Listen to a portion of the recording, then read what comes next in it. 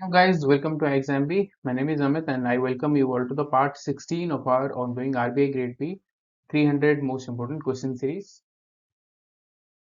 So in the last video I asked you this question कि which airport won the best airport award at the India Travel Awards. This is a very important award, ठीक है, ITA for the third consecutive year. Yes, the answer is Rajiv Gandhi International Airport, Hyderabad. ठीक है, तो इसको इस particular airport को best airport award मिला है इंडियन ट्रैवल अवार्ड्स में and this is for the third consecutive year. चलिए हमारा सीरीज शुरू करते हैं for this particular video. Which country central bankers received an A plus rating along with the India's Shaktikanta Das in the global finance central banker report card 2024। तो again this particular year Shaktikanta Das RBI governor has won the A plus rating. The question is along with Shaktikanta Das और बाकी कौन से countries के central bankers को या central bank के chief को ए प्लस रेटिंग मिला है। Here are your options, very important, इसके ऊपर क्वेश्चंस आए थे लास्ट टाइम भी। डेनमार्क एंड स्विट्जरलैंड, ठीक है, डेनमार्क एंड स्विट्जरलैंड, नाम भी याद रख लेना। Christian Kettel Thomsen, then India का शक्तिकांत दास एंड स्विट्जरलैंड के Thomas Jordan received an A plus rating in the global financial central bank report 2024। तो नेम्स आर वेरी इंपॉर्टेंट, एक बार याद रख लेना। And the countries are Denmark, Switzerland and India. Here is the next question. Which organization launched an AI-powered security feature called Face Match to enhance account security? So, in order to log in into your account, Face Match, your face will be also verified. तो ये वाला कौन से payment bank ने ये शुरू किया है? यस, एयरटेल पेमेंट्स बैंक, ठीक है, एयरटेल पेमेंट्स बैंक ने ये फेस मैच करके एक सिक्योरिटी फीचर ऐड किया है। This is an AI-powered security feature to enhance account security by facial recognition technology. जैसे आपके फोन में facial recognition होता है, so along with other features, other security features, ये face match भी आपका use होगा in order to logging into your account. Here is the next question. Which state launched the solar village scheme to power 100 villages with 100% solar energy? तो 100 village 100% solar energy, तो scheme का नाम है solar village scheme.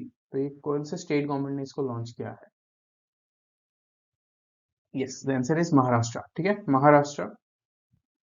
तो इसमें क्या होगा, 100 villages में 100% सोलर एनर्जी इंस्टॉल किए जाएंगे, ठीक है। चलिए, what major change did the government of India make regarding the windfall tax on crude petroleum in August 2024? तो exactly ये windfall tax के ऊपर 2022 में क्वेश्चन आया था regarding some industry. I'm not able to recollect now, लेकिन कोई particular industry में एग्जाम से 2 महीने पहले ये windfall tax को लेकर कुछ अपडेट्स आए थे। तो on the similar line, this question is very important. What major change did the government of India make regarding the windfall tax on crude petroleum?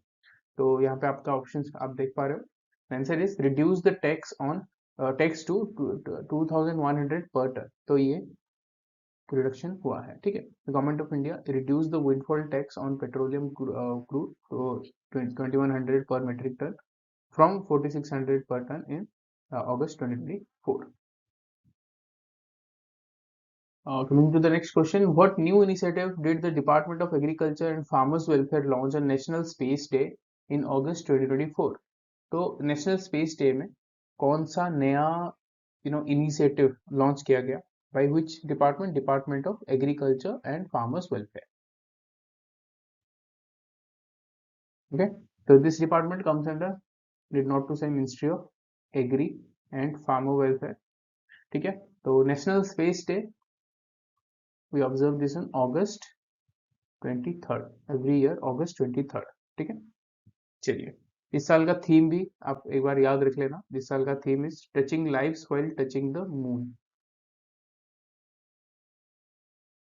Touching lives while touching the moon, India space saga, ठीक है। This is the theme for this particular year. तो ये launch किया गया है कृषि decision support system, DSS, कृषि DSS. It is a digital Jio special platform aimed at advancing agricultural management. तो ये प्लेटफॉर्म है by the department of agriculture farmer welfare, जो कि कृषि के रिगार्डिंग, एग्रीकल्चर रिगार्डिंग डिसीजंस लेने में हेल्प करती है। तो दैट इज योर कृषि डीएसएस, कृषि डिसीजन सपोर्ट सिस्टम। ठीक है, तो ये हो गया आपका national space day. I hope I am clear now. Here's the next question. Which brand was recognized as the world's strongest food brand in the Brand Finance Global Food Drinks Report 2024? तो brand finance के जितने भी reports आते हैं those are very important, ठीक है। तो ये ब्रांड फिनेंस का which report we are talking about, global food and drinks report में वर्ल्ड्स स्ट्रॉन्गेस्ट फूड ब्रांड पूछा गया है, ठीक है। तो yes, the answer here is Amul, ठीक है। Amul was recognised as the world's strongest food brand in the brand finance global food drinks report 2024। तो यहाँ पे जो इंडेक्स है ब्रांड स्ट्रेंथ इंडेक्स में Amul head score 91 out of 100। This is also important figure. Then the next question, how much has India's space sector contributed to GDP over the last decade? जैसे कि अभी space day हुआ तो ये कुछ figures government of India भी share किया था, तो these figures are very important. How much has India's space sector contributed to the GDP over the last decade? The answer is 24,000 crores, ठीक है। चलिए, 24,000 crore to the GDP over the last decade, supporting 96,000 jobs in both public and private sectors. So 96,000 jobs and 24,000 crores का GDP, worth of GDP in the last 10 years, the space sector has contributed in our country. The next question, which country discovered the world's second largest diamond in 2024? तो ये बहुत ही ज़्यादा important news है, बहुत सारे news coverage में आ गया था।